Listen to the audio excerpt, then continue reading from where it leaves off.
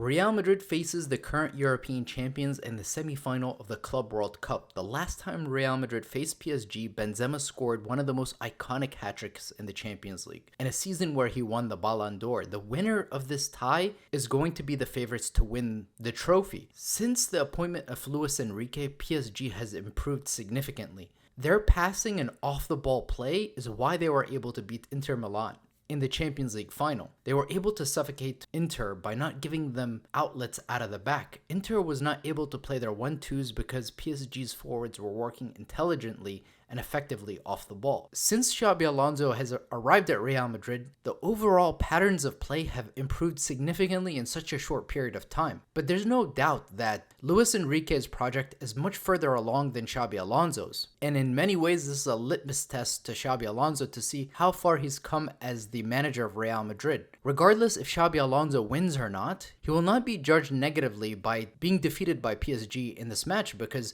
of course, Real Madrid wants to win the trophy. But again, Luis Enrique has had this side for much longer than Xabi Alonso has had his current side. But in any tournament, you can never rule out Real Madrid. So let's break down the ways Real Madrid and PSG could potentially exploit each other's weaknesses and take advantage of their own strengths. By the way, if you guys are new here, I'd really appreciate it if you like and subscribe. Real Madrid will be without one of their key players who would have been instrumental in this match after picking up a red card against Dortmund. Dean Husijen has been such an important player in progressing the ball forward. When teams look to press, he can play line-breaking passes out of the back. Many people online and social media across Instagram and other places have all been calling him the Toni Kroos of center backs. Many could criticize his red card, but to be fair, in that situation, your instinct as the center back is to take down the attacker. So you cannot really fault him too much for that red card. You can always say in retrospect he could have handled things a little differently, but that's all part of the game. These types of things happen.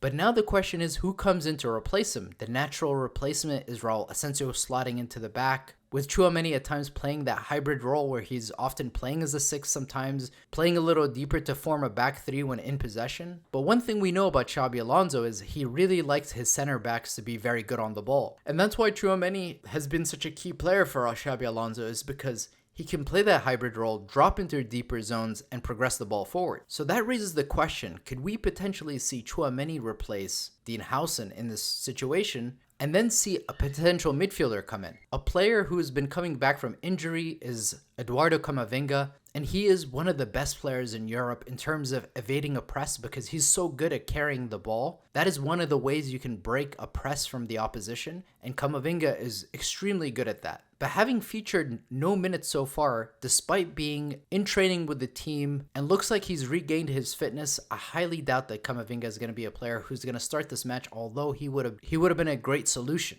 Given Xabi Alonso's reliance on Arda Güler and having him really play as the main ball progressor from deeper zones, that means it's unlikely that a player like Luka Modric, who lacks the physicality and is oftentimes played in the last 15-20 minutes of the match, he will likely not start. And that's why I believe Raul Asensio will be the player who comes in to replace Dean Husijen in this situation. But in this tournament, we've seen that Xabi Alonso has tried different ways of building a play from the back. In some cases, he's played with 3 in the back. In Real Madrid's last match, we played with a 4 in the back. Oftentimes, Arda Güler would drop into deeper zones, forming a back 3, but he would occupy a position that usually Trent would occupy out of possession, as almost as a right back. And in possession, Tchouaméni would sometimes be higher up the pitch to be an option between the lines. Despite playing very few minutes, Kylian Mbappé scored an incredible goal off the bench. In a game like this, in big games, Kylian Mbappé, since arriving at Real Madrid, has been one of Real Madrid's best players in every single big game. He's scored in every final that Real Madrid has been in. In terms of big game players, that is Kylian Mbappé. That is what he's built his reputation around.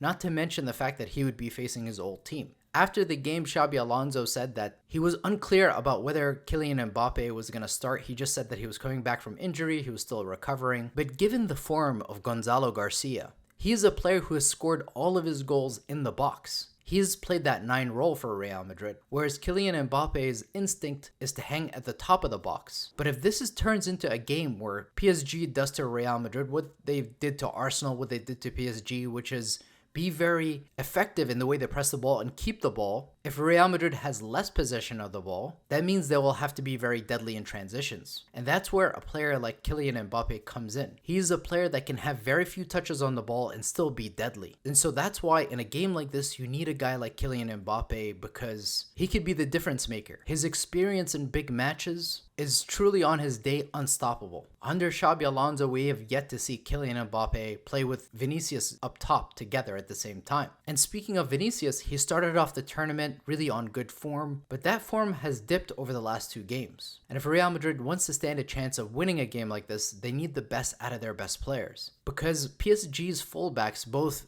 Hakimi and Mendes, are 2 of the best fullbacks in Europe right now. And their contributions in the attacking third is what makes them such a deadly team to defend against, because you look up and sometimes Hakimi is in the box. Mendes can sometimes carry the ball if you try to press him. And that's why I believe Valverde will oftentimes be playing high up the pitch to press PSG, oftentimes playing as a right winger, and Real Madrid will likely form a 3-4-3 out of possession with the intent of pressing high up the pitch. But if there's one thing that Real Madrid struggles with, it's whenever teams have those transition opportunities, that space between the right center back and Trent. Although Trent has been really good with his 1v1 defending overall in this tournament, Real Madrid still under Xabi Alonso likes to play with a higher line. And with the likes of Desiree Doué, and if Dembele starts, who he's still recovering from an injury, Kvaratskhelia, Dembele, Desiree Doué. These are all players with a lot of pace that can exploit you if you try to play a high line against them. And if there's one thing that we know about Xabi Alonso is he really likes a lot of versatility in the way his team plays, not only in terms of ball progression from the back, but also in terms of the pressing patterns. If any of you watched the game between PSG and Arsenal, the first game at the Emirates, Arsenal was pressing the ball high up the pitch, but PSG found a way to evade Arsenal's press. Despite Arsenal going 1v1, man for man with their pressing, PSG was always one step ahead, always moving the ball backwards, drawing Arsenal into their press before releasing some of their attacking players. And of course, Dembele scores that outrageous goal. And so for Real Madrid, if they plan on going 1v1, pressing high up the pitch against PSG, then it needs to be effective because you cannot exert that much energy against this PSG team and not win the ball back when you do it. And let's not forget, these are the 2 best goalkeepers in the world in Thibaut Courtois and Donnarumma. As much as we can talk about tactics, this game will be decided by the players not only taking their chances, but by both goalkeepers keeping those chances out of the goal. In our last match against Dortmund, Thibaut Courtois came up with an absolutely outrageous save, something we saw him do in the Champions League final against Liverpool. And Donnarumma, again, the saves that he made against Arsenal in that second leg in Paris were again outrageous at the level of Thibaut Courtois in that final. We're talking about the 2 best goalkeepers in the world. So as much as Real Madrid can create chances, and same thing with PSG, if you don't take your chances, that's ultimately what's going to decide this tie. But again, we're talking about 2 goalkeepers that can stop the unstoppable. And that's why this game could be decided by what happens in both boxes. This game will come down to swings of momentum on both sides. When Real Madrid is on top, they need to take advantage of that momentum. And when Real Madrid is in their own half and PSG has control and they're creating more chances, they need to minimize PSG's effectiveness. But tactically, both teams are very versatile. Whether we see Desiree Doué play as a false 9 or we see Dembele play as the false 9, the setup will be much different. We could see Xabi Alonso make adjustments throughout the match, trying to find solutions to evade PSG's press. Both sides have high quality players. On one hand, you have PSG with Vitinha, who has proven himself to be one of the best playmakers in Europe. Arda Güler had 2 assists in Real Madrid's last match against Dortmund. He's growing into his new role. He's proven himself to be one of the best players in that role in the world. But one of the most underrated matchups in this match are from the fullbacks. Fran Garcia had a man of the match performance last time. Trent had an assist, his second assist at Real Madrid. But you cannot take anything away from PSG's fullbacks. We're talking about Hakimi and Mendes. Both guys are world class. Ultimately, I don't think this changes much in terms of Xabi Alonso's status at Real Madrid, because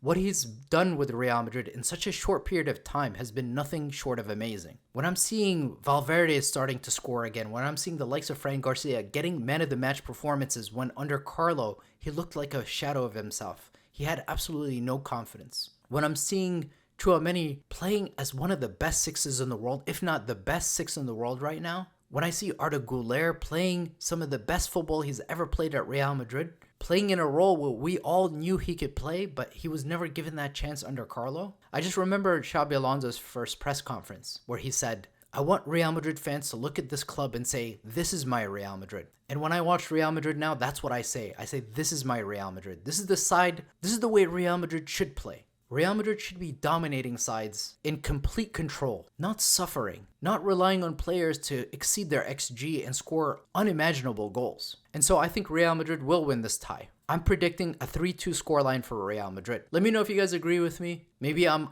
too optimistic, but I just believe in Real Madrid and I believe in these players. And if Kylian Mbappé starts this game, I'm very confident he will get on the scoreboard. Thank you for watching, and Hala Madrid.